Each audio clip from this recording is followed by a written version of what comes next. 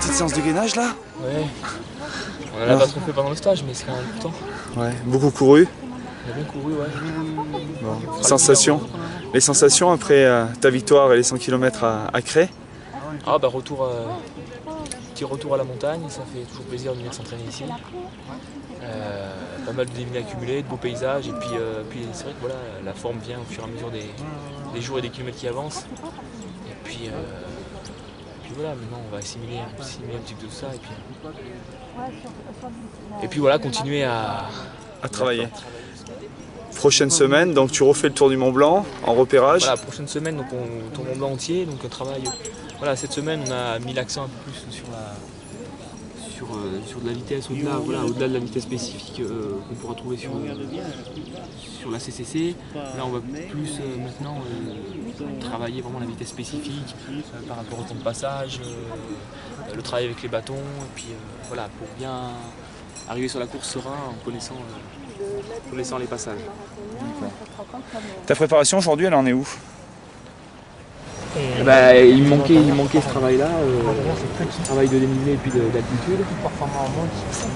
Donc voilà, ma préparation est pas mal partie. Il va rester gros travail encore à faire au niveau de la puissance au niveau des cuisses, et puis au niveau du seuil. Donc voilà, le gros dénivelé a été fait maintenant. À présent, ce qu'il va falloir surtout faire, c'est arriver avec de la sérénité, et la sérénité, ça va passer par déjà connaître le parcours, se connaître bien, et puis arriver sur une préparation un peu au niveau matériel, chaussures, équipements qui soit vraiment parfaite. Alors justement, le matériel, parlons-en. Tu as découvert cette liste aujourd'hui au niveau du matériel obligatoire. Tant que coureur élite, tu as quelque chose, des petites remarques à faire là-dessus, ou ça te paraît justifié, on va dire, cette surprotection, comme disent certains? Bon, voilà, on peut se mettre à la place des organisateurs de courses qui ont des contraintes maintenant au niveau sécurité qui sont draconiennes. Maintenant, pour moi, mon avis, c'est qu'il y a deux sports, enfin, sur une course comme l'UTMB ou sur d'autres trails, d'autres ultra-trails. Il y a deux courses. Il y a la course des élites autour de 20-25 heures d'effort. Et ensuite, il y a une deuxième course qui complètement, pour moi, c'est pas le même sport, une deuxième course autour de 40 heures avec 2 nuits passées. Donc à partir de là, on ne peut pas se permettre d'exiger le même équipement, la même alimentation. Pour tout le monde. À la base, c'est quand même un circuit de randonnée qui se fait en plusieurs jours. C'est quelque chose de touristique, il a été décliné en compétition. Donc à partir de là, c'est vrai que beaucoup de personnes, de touristes se sont dit, voilà, je l'ai déjà fait en randonnée, je pourrais le faire en course en une seule fois. Donc voilà, c'est devenu un défi, et puis des gens qui sont jamais venus à la montagne et qui se lancent là-dessus, sans forcément avoir des connaissances sur les dangers de la montagne, parce que la montagne, c'est pas toujours le beau soleil, le beau temps, c'est aussi les orages, le vent, la boue, le froid. Donc en gros, la montagne appartient à tout le monde, cette course, elle est aussi pour tout le monde, mais il faudrait quand même qu'il y ait deux courses un petit peu différentes, avec pas des passes droits pour l'élite, mais la possibilité à l'élite, par rapport à leur niveau, de partir avec du matériel un petit peu plus light pour vraiment faire la course et non de la randonnée plus.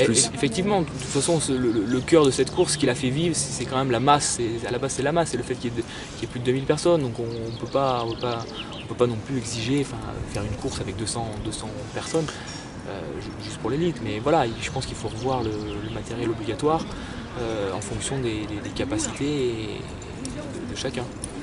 Et après, c'est difficile parce qu'on va faire au niveau sécurité, c'est difficile ensuite de.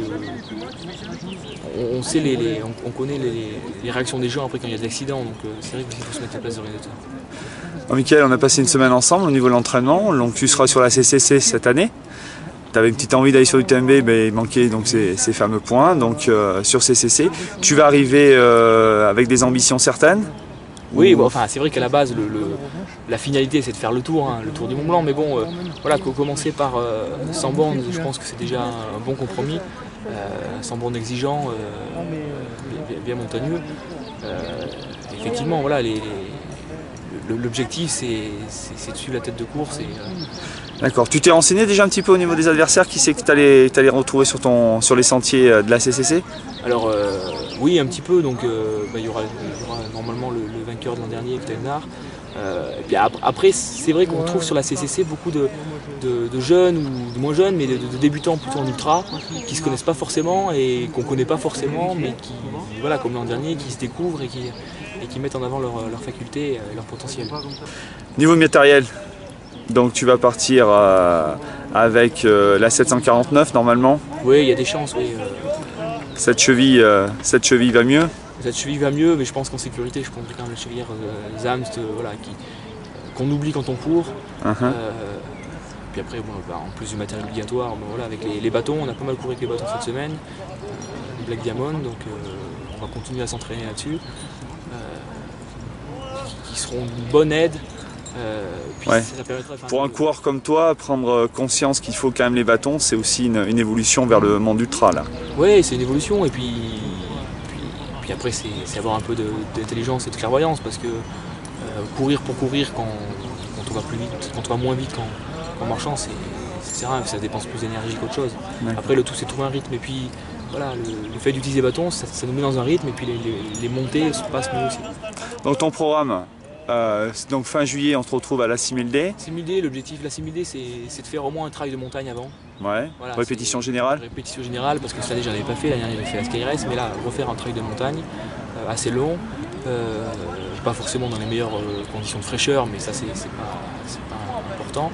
Et puis le mois d'août qui sera consacré à de la récupération, et puis Sierzina la mi-août, avec deux objectifs, c'est avoir un peu d'adversité, s'évaluer sur de l'adversité, et avoir une course un peu plus rapide pour un petit peu voilà, voir où t'en es dans ta préparation, et puis voilà. Sachant que c'est une course qui a plus de montée que de descente, donc elle sera moins traumatisante au niveau des cales. Tout à fait. Eh bien écoute, on va suivre ça de très près, et puis bonne route à toi.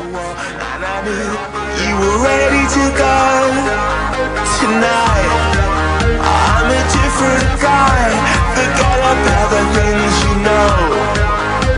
If you wanna do it, we can do it right. I can see you coming home, 'cause you're ready to go. Is that a yes or a no?